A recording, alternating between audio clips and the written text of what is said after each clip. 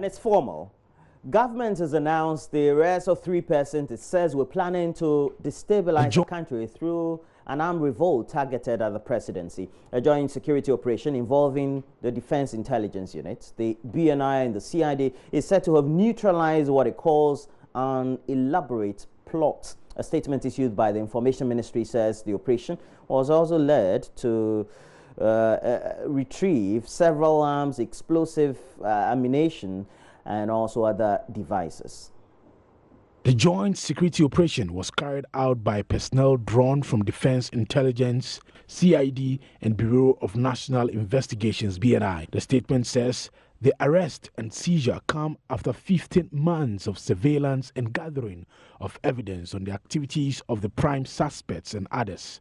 The persons arrested are Dr. Frederick Yao Makpam and his 2 accomplices, Mr. Exor Kafui, a local weapon manufacturer, and Mr. Bright Alan Debra Ofusu, aka BB or ADC.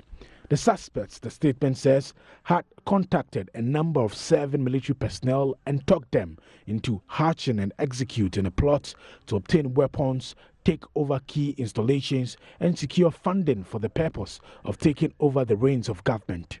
They also formed a group called Take Action Ghana under the guise of mobilizing the youth for nation building, education, health, and providing shelter to the needy. The statement says the evidence available shows the intent was to build a support base of youth and radicalize them against the political authority in Ghana. This was hatched with the support of US-based Ghanaians Kennedy Amwa and Dr. Albert Sam. They also set a workshop to produce locally made weapons and improvised explosive devices, IEDs, for the operation on the premises of Citadel Hospital. They also secured from the Kolebu Teaching Hospital some essential chemicals to be mixed with gunpowder, stone chippings, surgical needles, and powdered pepper for the operations. It is alleged that they also contracted a worker at the base workshop in Burma camp to supply 10 AK-47 rifles and made an advance payment of 7,000 Ghana cedis. They even tested the locally manufactured weapons close to the Laboma beach here in Accra. The IEDs and all the exhibits are currently in the custody of the BNI. Government has meanwhile asked the public to remain calm as investigations continue. I will discuss this thoroughly right here on the show. Please make sure that you do stay with us. We'll have also streaming into the studio Adam Bona, a security expert. Now let's move on to the Volta region. And the regional chapter of the GJA, that's the Ghana Journalists Association, has initiated moves to make affordable housing available, and this all to media practitioners. The Volta region chapter of the GJA has secured a 4-acre land in Adaklu Trefe towards Media Home Village Project. Dufia of Adaklu Trefe, Togbi Adam III, who handed over the land, said the gesture was in recognition of the media's role and its contribution to development.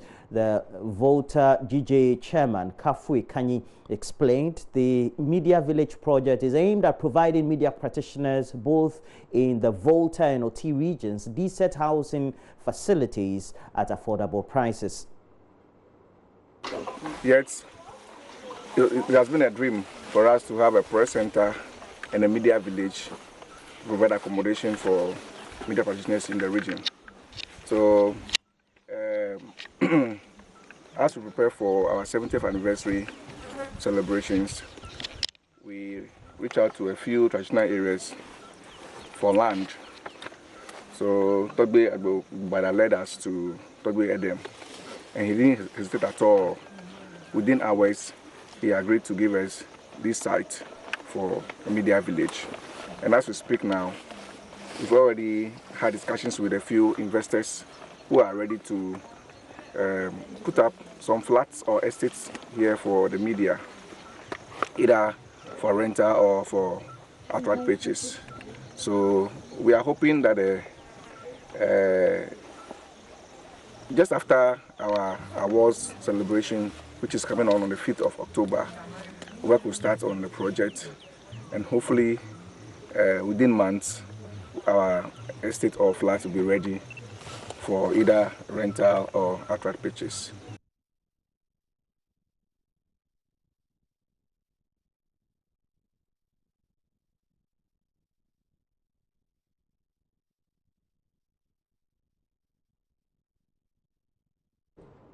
Now let's take you to the Upper West region, and the regional minister, Dr. Hafiz bin Saleh, has welcomed research intended to be conducted by the Ghana Armed Forces Command and Staff College to look into the smuggling of subsidized government fertilizer, the illegal felling of rosewood, the operation of commercial tricycles by children of school-going age, and the increasing cases of armed robbery in the region.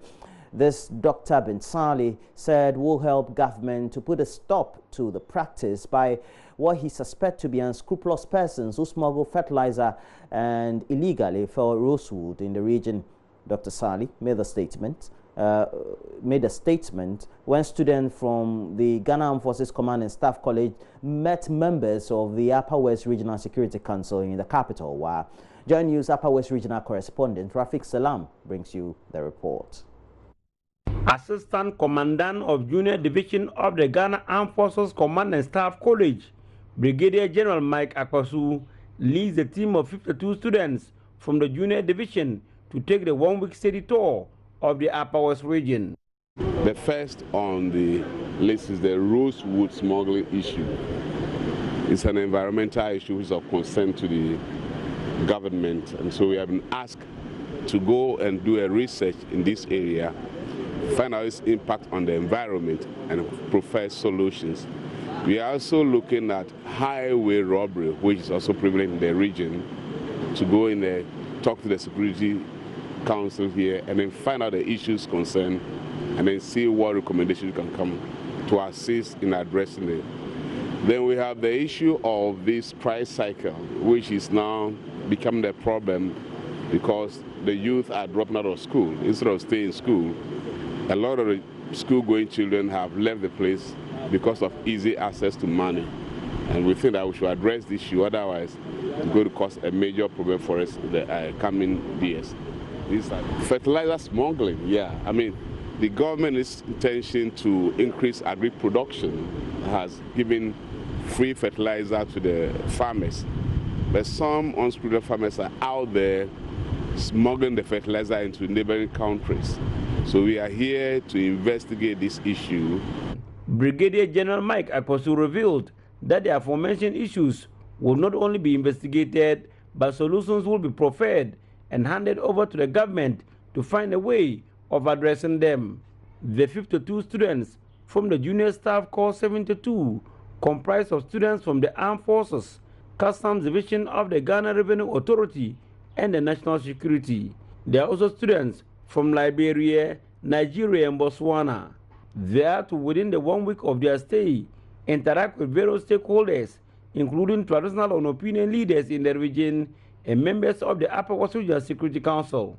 Upper West Regional Minister Dr. Hafiz bin Saleh, who doubles as chairman of the Upper West RECSEC, welcomed with open arms the students into their fold, pledging to give them the necessary support to ensure that the exercise becomes a success. We believe strongly that with your research, you'll be able to quantify the quantity of fertilizer that is usually smuggled out of the region. We are also particular about the felling and cutting out of the region of rosewood. Similar to those who are engaged in the smuggling of fertilizer, there are some unscrupulous merchants who are destroying our environment. So it is of delight to us that you are going to research into this unfortunate situation. Reporting for JoyNews, Rafik Salam. And coming down south, concerned Zongo youth in Kumasi, they have applauded the police for the swift action in arresting the prime suspect in the killing of the Asantehene sub-chief. Mohammed Sadat, also known as Al-Haji, was arrested last week in Burkina Faso over the death of Nana Kwijo Afujo in May. concerned Zongo youth condemns and distances the Zongo community from the crime and rather hold the individual only responsible for his own act. At a press conference in Kumasi, the group said the Zongo should not be tagged as a haven for criminals. Spokesperson for the group, Faisal Muniru, says rather attention should be focused on swift and professional manner the police apprehended the suspects. At a press conference in Kumasi, the group said the Zongo should not be tagged as a haven for criminals. Spokesperson Faisal Muniru says rather attention should be focused on swift and professional manner police apprehended the suspect. Unfortunately, there is a misconception that Zongo community is a place of abode for criminals. To this end, we dissociate ourselves from any person or a group of persons related to the Zongo progeny that commit crime, more so such a heinous crime committed by the alleged suspect, Mr. Sadat. We commiserate with His Royal Majesty Osei Tutu II and the entire Asante Kingdom, as well as the family of the demised chief, Yamamu Yako. Concerned Zongo youth's sentiments come ahead of a scheduled one-week observation of the late chief. The brutal killing of 47-year-old Ohineba Kojo Afodo shocked the entire Ashanti Kingdom. Weeks after police had declared Sadat wanted over the incident, he was arrested in Burkina Faso. Police say he had hosted the late chief at his Odeno Kwadaso residence on May 18, 2019, before he was found dead on the Ejura Nkranza Road. The group says the Zongo community will continue to work closely with the Asantehene to promote peace in the Ashanti region. From Kumasi for Joy News, Oyimintewia reporting. Well, we have to end the news, but before we go, authorities at the only special needs school at the second cycle level in the Ashanti region say they have not received any government subvention for the past 2 academic terms. Students of Life Community School at Didiako have been relying on the benevolence of people to run the school, even at the cost of feeding is sponsored by kind-hearted people. The school reopened for the new academic year only after some individuals and organizations offered to provide food for students. Nana Yaujima spent a day with his students as they hosted some philanthropists on campus and brings us their story. Some students showcase new dance moves with music from a medium-sized speaker. On a holiday, they get to stay out of class and have fun with friends who provide food and drinks for their enjoyment as they dance in the scorching sun. Being in school as boarders is a safe haven for many of them whose parents and other relatives are yet to come to terms with their conditions because they find them burdensome. Some hardly visit their walls in school or come to pick them up when school vacates. Getting at least 2 bags of rice to feed the students on a daily basis is a challenge for school authorities. Here is Headmaster Joseph Stanley Mwene, whose good relations with benevolent organizations and individuals keep the school running. In fact, schools are supposed to reopen on the 10th last month. We have reopened, but we have all along been waiting for government intervention. Government is still waiting with our grants, and I'm just all the time anticipating for the grants to come so that we are able to sustain the students. In fact, for the last time, our big people, our president, giving us an assurance that come the close of this month, our grants will come. But I don't know if it doesn't come. As I said, I live on hope. Per their estimation, the $3,000 worth of food items and toiletries donated by the Rotary Club of Kumasi will last at most a month. From today, Headmaster will start talks with some of their usual benefactors for support until government intervention comes. And we are still calling for many more individuals, corporate bodies to come in and support. Otherwise, I don't know what happens. The Rotary Club of Kumasi has committed to support the school by expanding infrastructure and also supporting handicrafts made by the students. That, however, will only be possible if the burden to feed students is taken over by government. President Akwesi Prempe speaks of the club's plans for the school. Dormitories and classrooms, they only have 3 classrooms. Actually, there were 4, and we converted 1 into a sensory room. So they have only 3 classrooms for students who have been here. Some of them have been here for over 20 years. They are not going home, and we have to expand the facilities so that they can also get some of them who are in the communities to also come in. Okay, why don't we also bring in the industry and commerce so that whatever they produce, like the beads, the basketry and stuff, for people to buy, so that it also helps sustain the school. Meanwhile, some volunteers with funding from the club have given the dormitory block a facelift by repainting the structure. Bwachiwa Kokro leads the 27th September Autism Club. And it's also the launch of the initiative or the campaign for the year called Don't Put Me in Chains, because we have a lot of parents and guardians who feel that their children are not human beings. So mostly they put them in the house, lock them and everything, but we want to tell them that they are human beings. They are able to do anything if you train them. So don't put them in chains. Nana Ojima reporting.